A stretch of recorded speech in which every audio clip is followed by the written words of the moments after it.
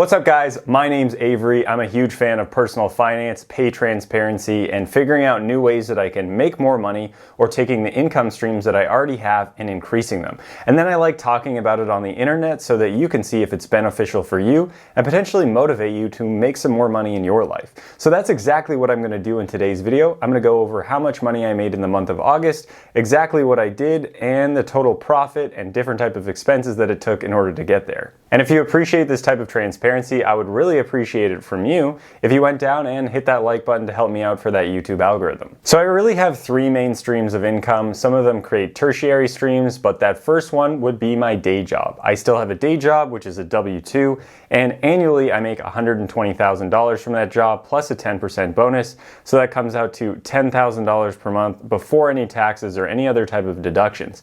So in the month of August, and for my job I get paid twice a month, and in the month of August, I had two paychecks. So that first paycheck was $3,158.69. Great number. And the second paycheck was $3,172, and you guessed it, 69 cents. For my day job, I work for a small insurance company doing product management, but I haven't always done product management. I've only been doing this job for about 5 or 6 months now. I originally studied math and statistics as well as a little bit of economics in school, and I was doing data analytics throughout any internship as well as the first job that I had, first couple of jobs that I had, and then I transitioned into product management earlier this year.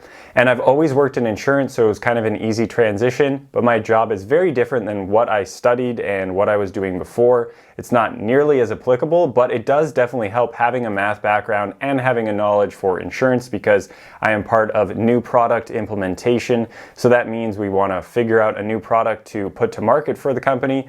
I'm really in charge of helping product development. I'm not going to do any of the pricing like some of the actuaries and some of the people who are more math heavy, but I help move the project along in order for us to get from start of the inception of the idea of that new product to actually being able to sell it. So I find it to be actually a pretty fun job, especially because I'm more in tune with what's happening in the company because it's pretty small. I'm not just a small cog in a huge wheel and just doing stuff that I don't really know affects anything around the company, but actually have a pretty direct impact with the work that I'm doing, which is always something that's more enjoyable when you're at a job, knowing that it actually will impact the company and help drive revenue and all those kind of things.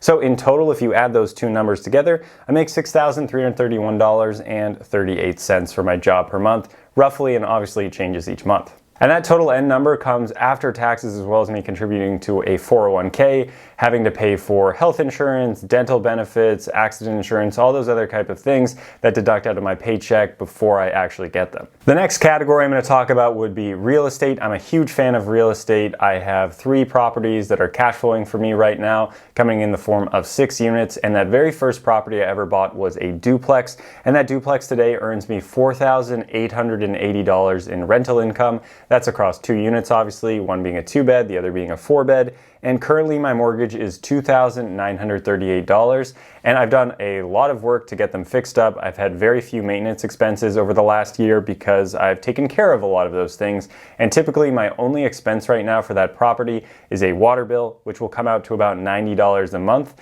and I also have roughly a $6,500 to $7,000 reserve for the property. So now pretty much every penny over the water bill I just take out as cash flow. So last month that was $1,850. And I was able to buy that first property using the house hacking method where I put 3.5% down, lived in the property for 1 year, and while I lived there I was getting enough rent to cover my mortgage and a little bit more.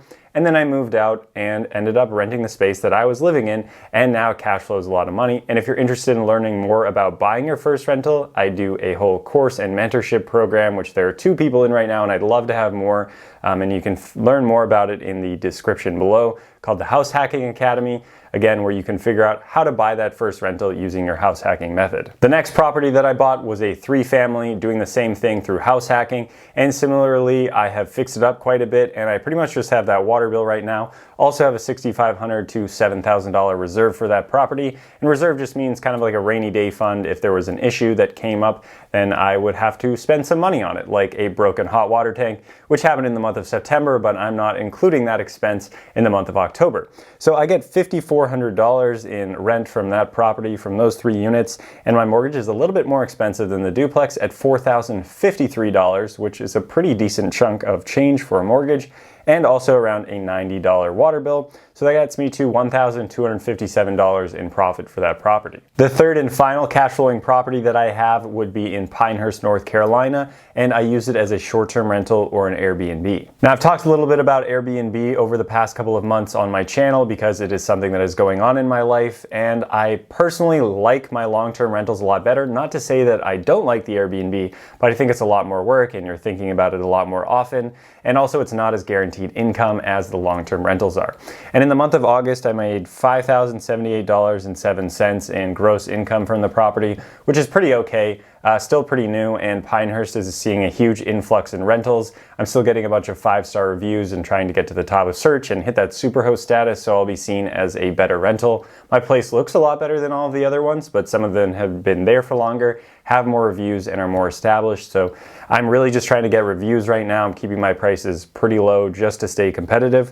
So with that $5,078.07 minus all of the expenses that I have, as well as the mortgage, I got to $1,105.17 in profit for the month for my Airbnb. For my Airbnb, that's a pretty okay month. The month prior, I did closer to $2,500 in cash flow, and I'm probably going to get a lot higher once I can start increasing my prices. But again, there's been a huge influx in Pinehurst because US Opens are there every couple of years now, as well as the USGA Hall of Fame is moving in, and they're just putting a lot of money into the town. So more and more people are seeing this as a good opportunity to have short-term rentals, and all the houses are beautiful. This house is insanely beautiful, way nicer than the house that I live in right now. So a lot of more people are just going in, and there's just a big influx of supply of Airbnbs. So again, I'm just trying to get in and get those reviews and get that superhost status, and that's really what I'm focused on more than the profit. So that total comes to $4,212.17 for all of my real estate income, and technically that is pre-tax, but there's a lot of expenses, deductions, as well as depreciation costs that I can use to offset a lot of that income.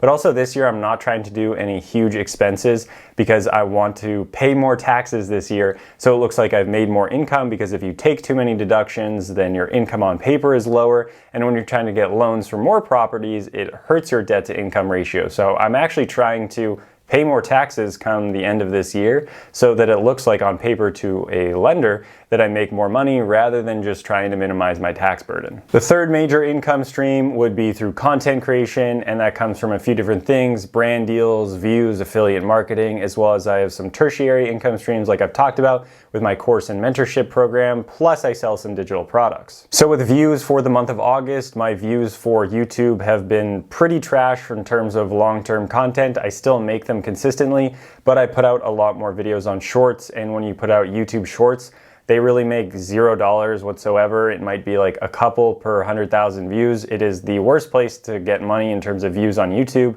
Actual long-form content can make you money, but I haven't been getting a ton of views from my long-form content, but again, I'm still going to be making it. So from YouTube, $40 for the month.